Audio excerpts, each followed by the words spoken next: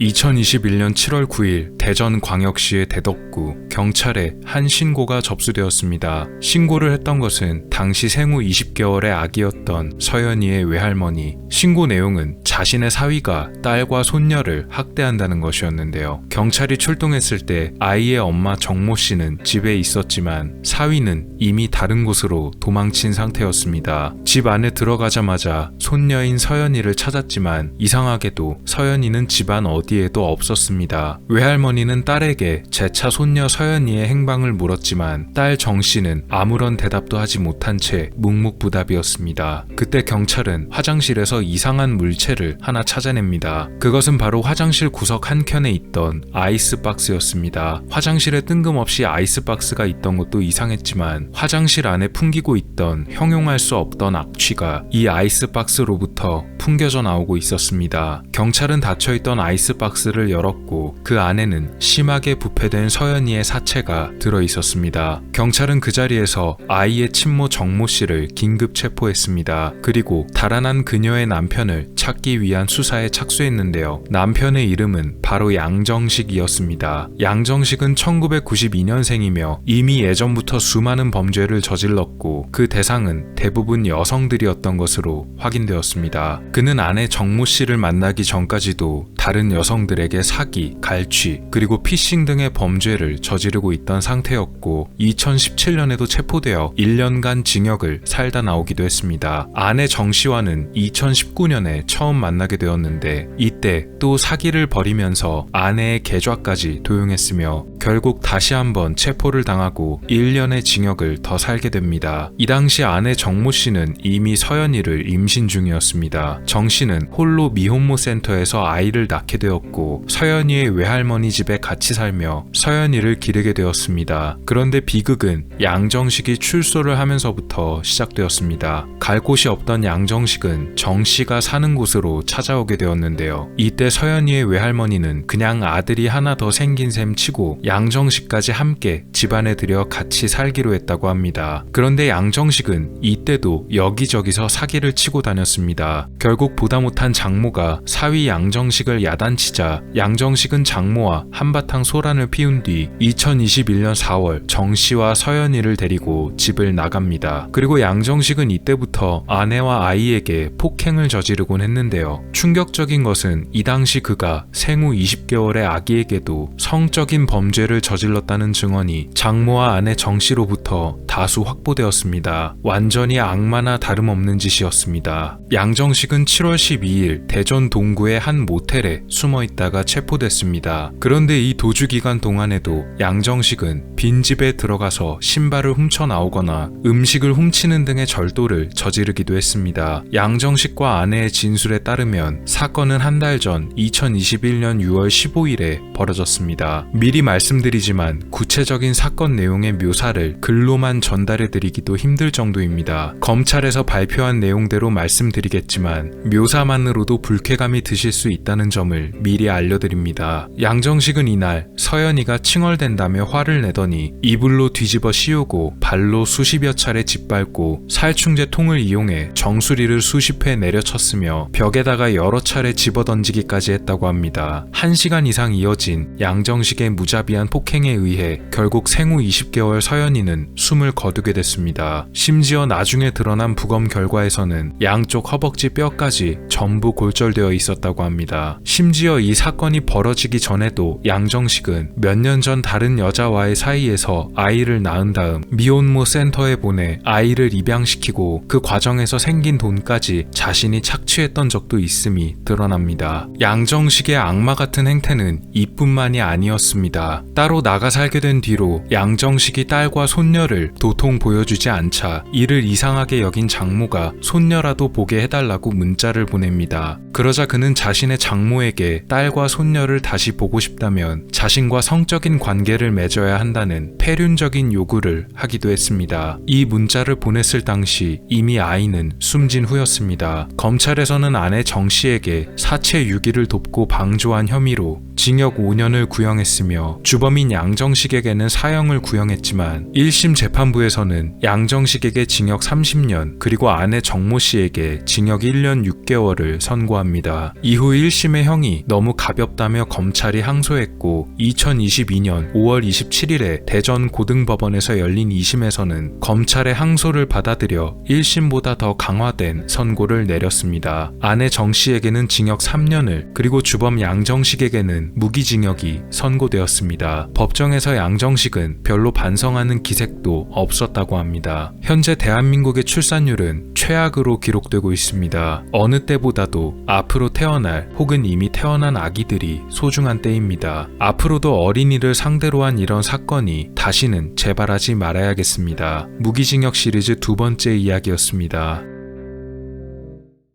오늘 미스터리 어떠셨나요? 여러분의 구독과 좋아요의 힘으로 다음에도 재밌는 미스터리로 찾아오겠습니다. 미스터리 큐브였습니다. 감사합니다.